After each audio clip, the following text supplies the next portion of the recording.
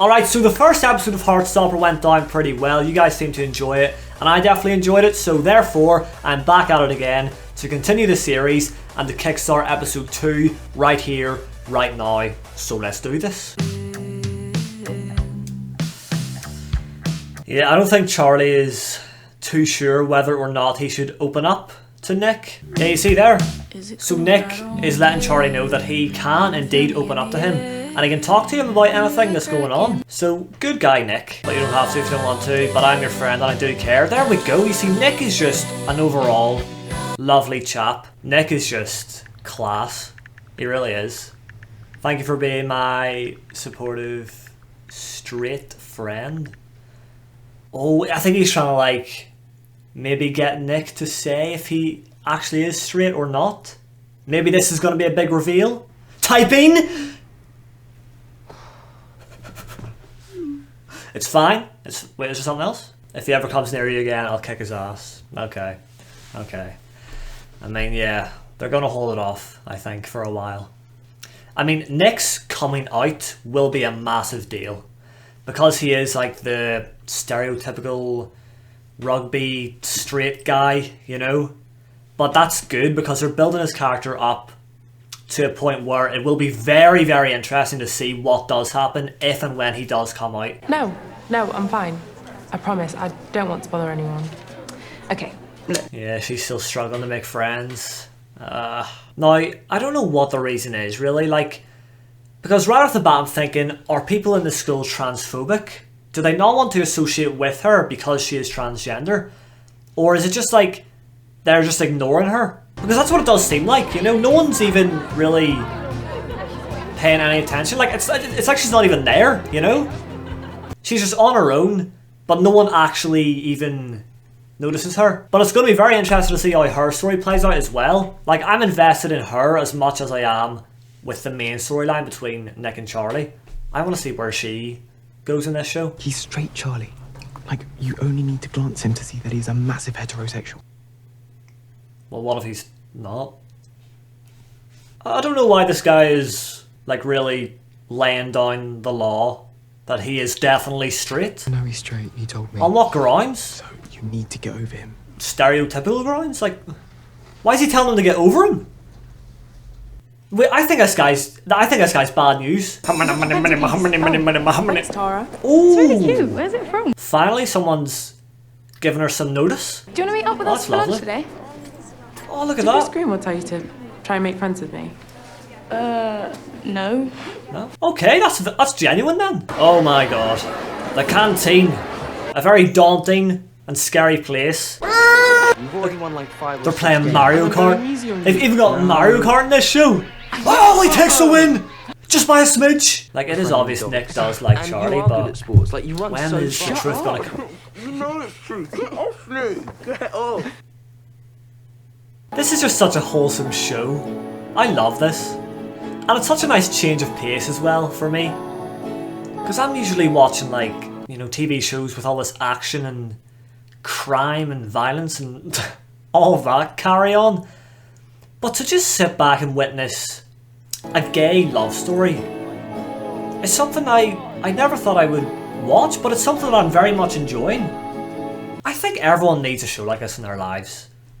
It's given me a whole new perspective on, I guess, just a different side to romance. Because I've been on the heterosexual spectrum my whole life. What? Nick likes a girl. Says who? What? Like, he's in love with a girl.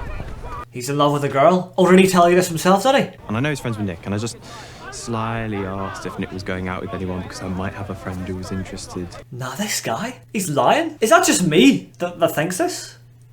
Because I'm certain that he is lying, but for what reason? Is it because option A, he fancies Nick himself and he wants to get with Nick? Or is it option B, he fancies Charlie and he doesn't want Charlie to go off with Nick? Or anyone else for that matter, because I've seen that in shows before. It's like that overprotective sort of thing that a character has, where they have to keep their friend under their wing. Because either they don't want to see them get with anyone, or they do fancy them themselves. And I think that's what his story is all about. Yeah? Can you ask her if she likes Nick Nelson? Nick Nelson? You might as well give up right now. He's the straightest person I have ever seen. Thank you! Yo, again though, the fact that she has just said that Nick is the straightest person she's ever seen is gonna again add to that like interesting aspect of Nick actually coming out. Since everyone thinks he is like the straightest person in the world, it's obviously gonna be a massive shock when he ends up not being the straightest person in the world, you know? Thank you! I make no promises. This friendship group is just so wholesome. So wholesome. There we go. No. Wait a second.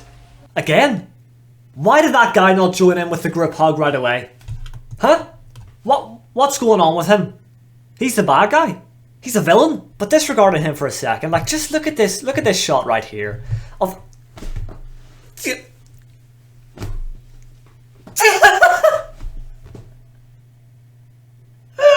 especially this guy on the left. He just seems like just the friend that we all need in our lives.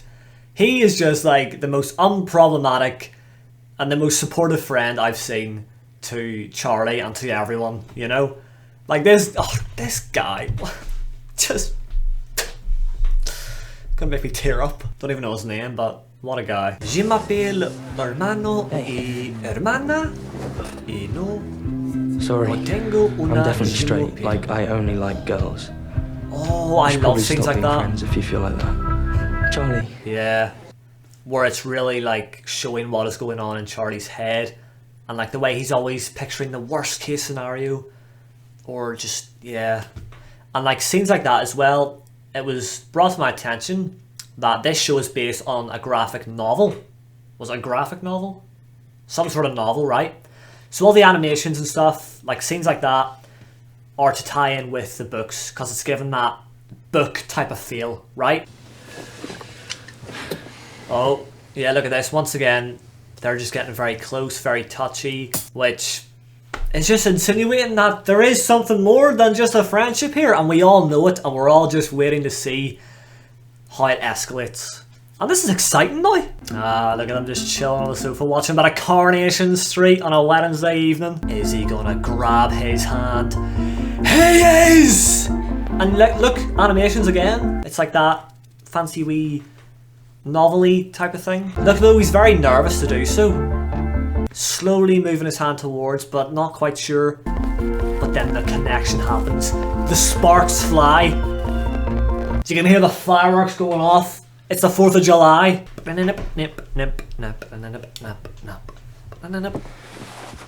Okay, he's giving him a hug. That's a very like passionate hug as well. The way he just sinks into his shoulder. And yeah, like Nick obviously has feelings for Charlie, but he just doesn't know how to express these feelings. Please stop giving him ideas. Is that Taj guy again? Tao? What does it mean when a hot straight boy hugs you? He was probably imagining you were Tara. See, this guy is just trying everything in his power to deter Charlie away from Nick. Look at all the photos I took. Look at the smile. Like, oh, it's just so cute. It's just so cute. Why am I've never felt this way about a show. Because I've never experienced it though, that's the thing. But this show just got me feeling just like wholesome and... Oh. Let me dream. Okay, Charlie, don't ask me how I know this, but Tara definitely doesn't like Nick. But you see, Elle knew because she had that French lesson. Yeah, there's zero chance. Now, seen by Tao. So what's Tao gonna say? What's he looking up here? Google.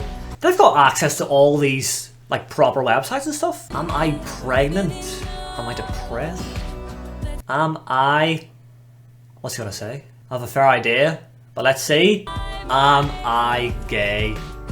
You know what? We've all taken these quizzes before. Oh, that's it actually. That's a bit of a cliffhanger then, you know? Because now Nick is really questioning his sexuality and he's trying to work out what he really wants in life and how he really feels sexually. Oh, that's so awkward. But obviously, you know, he's been attracted to girls, or so he thinks, for his whole life, up until he's met Charlie, and now that might all change. And this is a case that I've seen happen in real life before as well. So there's someone I know that had a kid with a woman, and they were in like a happy relationship, or so they thought.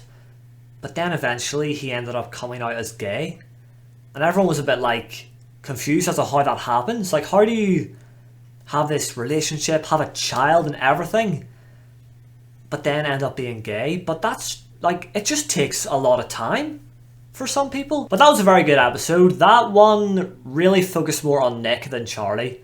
I feel like episode 1 was really all about Charlie and how he felt towards Nick, but we didn't really get to explore much about Nick in that first episode. But episode 2, it was really about Nick and how he is going to deal with his sexuality and like really figuring out what his sexuality actually is. But that is it for now, so drop a like on the video for me if you've enjoyed this one. Subscribe if you're new to stick around to see how this storyline plays out. What will happen in episode 3, we will find out very soon. Thank you all for watching, and I'll see you in the next one.